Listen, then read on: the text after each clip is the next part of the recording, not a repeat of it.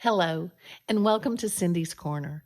Today, boys and girls, if you've got the book, The Tale of the Valiant Ninja Frog, go get it so that you can follow along. How many ninjas do we have today? Yeah, lots of frogs. Okay, The Tale of the Valiant Ninja Frog. Isn't that a pretty title page? The Tale of the Valiant Ninja Frog.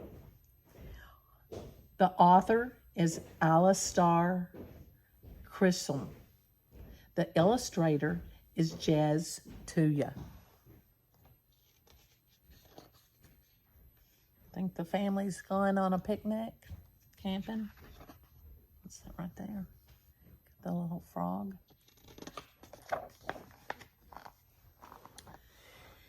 The stars twinkled, the moon shone, and Dad, Jamie, and Abby sat by a campfire, toasting marshmallows. "Tell us a story, Dad," said Jamie. "Yes, a story," said Abby. "What kind of story?" asked Dad. "One with a prince," said Jamie. "And the frog?" said Abby. "And the princess and the witch," said Jamie. "Don't forget the frog," said Abby. "Ah, and," said Jamie, "a monster." "Right," said Dad. "Ready?"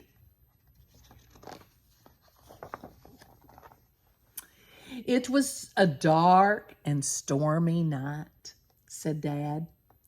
"And at the bottom of a horrible mountain, in the shadow of a horrible castle, deep within a horrible forest, were the heroes." Heroes? There was the prince and his horse, handsome, brave, and bold. There was the princess, cunning, beautiful, and secretly known as Fingers Malley, daredevil jewel thief. And there was Bogwort the witch, magical, mysterious, and occasionally a ninja. A ninja. "What about the frog?"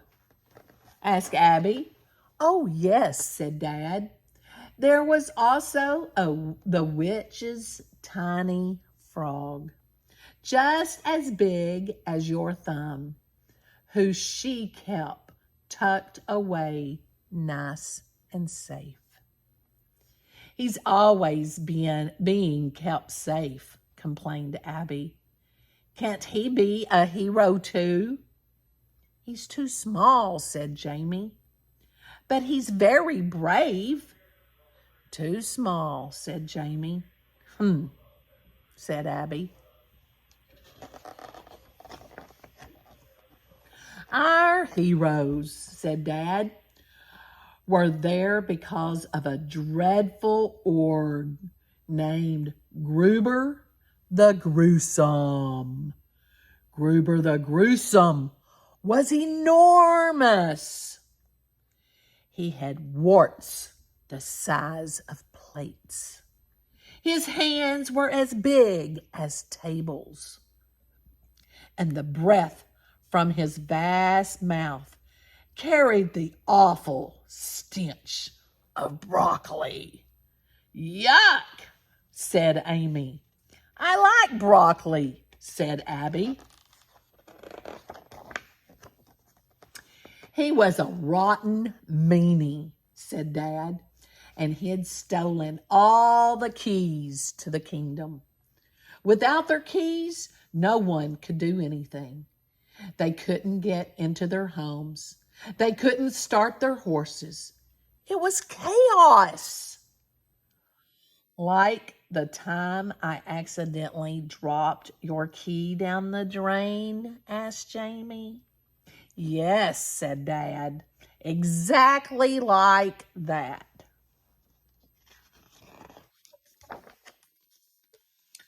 Gruber had hidden the keys in a deep dungeon in his home, Castle Normus. But our heroes had a cunning plan. That evening, as Gruber sat in his parlor, chuckling to himself about how rotten he was, there was a knock on the door. Knock, knock, knock. Who dares disturb me? Bellowed the orgry. It was the heroes. We're circus performers, they said. We're here to entertain you. Behold, said the prince, the incredible skills of Andrew the Amazing Horse.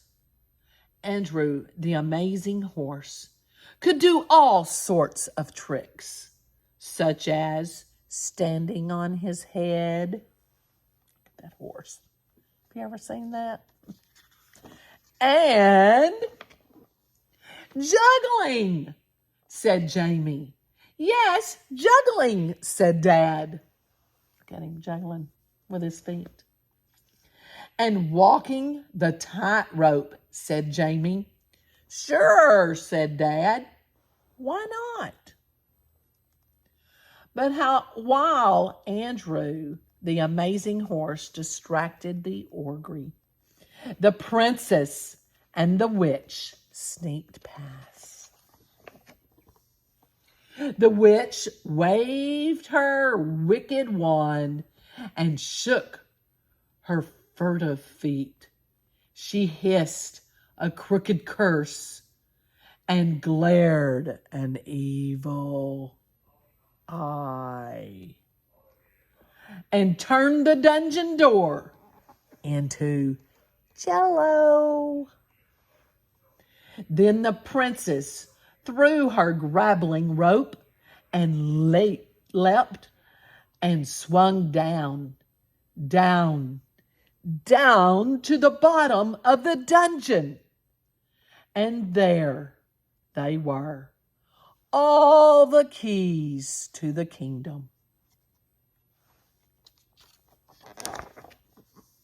Wait, said Abby. What did Barry do? Who's Barry? Asked Dad. Barry the frog. What did he do? Oh, said Dad. Barry kept lookout. That's boring, said Abby. Barry never gets to do anything. I told you, said Jamie.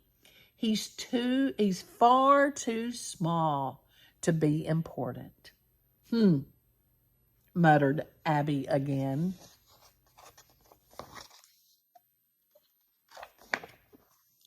The princess scooped up the keys, said Dad, and the witch hauled her back up. But then, suddenly, the alarm went off, shouted Jamie. That's right, said Dad. A huge changing bell rang through the castle.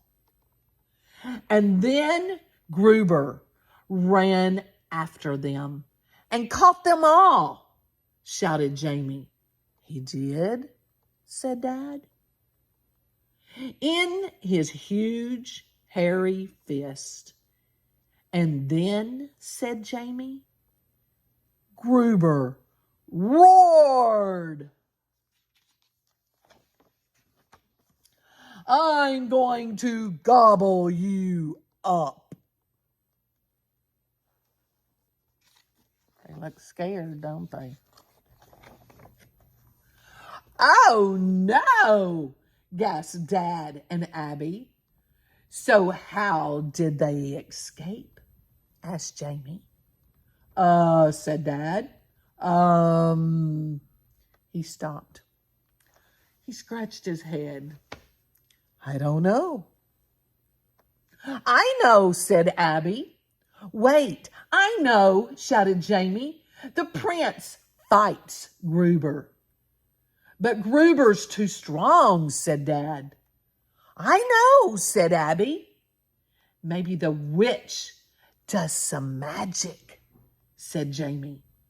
But she can't wave her wand to cast a spell, said Dad. Stop, shouted Abby. I know what happens. Barry, the Valiant ninja frog, rescues them all. Oh. No, no, no, sighed Jamie. He can't fight Gruber. He's far too small. Exactly, said Abby. He was so small that he could creep between Gruber's fingers. And then Barry, who was also a ninja, snuck around Gruber's back and then up onto his head. And Gruber stumbled about and lost his balance and fell over. Hit his head, didn't he? And he dropped the others, and together they tied him up. Tied up Gruber. And everyone got their keys back, and they said, "Thank you, Barry, the valiant ninja frog. You have saved us." Because even though he was small, he was still a great hero. The end, said Abby. Wow, said Jamie. Good story. Well done, Abby, said Dad. Thank you, said Abby. Barry did most of it. The campfire had died down, and it was almost time for bed. Jamie and Abby snuggled up close to Dad and gazed at the night sky and the twinkling stars above them. What story shall we have tomorrow? Yawned Jamie sleepily. What do you think, Abby? Asked Dad. Abby looked at the stars. She said, I know. Oh, let's sleep. Space pirate bears. Of course, said Dad, and he tucked them into their camp beds and kissed them good night. Now, did you like our valiant ninja frog? And I have a question for you. The end of the story, tomorrow night's story, is about some space pirate bears. I want you to get with a couple friends, kind of like Jamie and Abby and Dad, and they told the story. Think about the space pirate bears. And I want y'all to come up with your own story. Write it out. Share it with your teachers and share it with your classmates. Do a presentation. Space pirate bears. What did they do?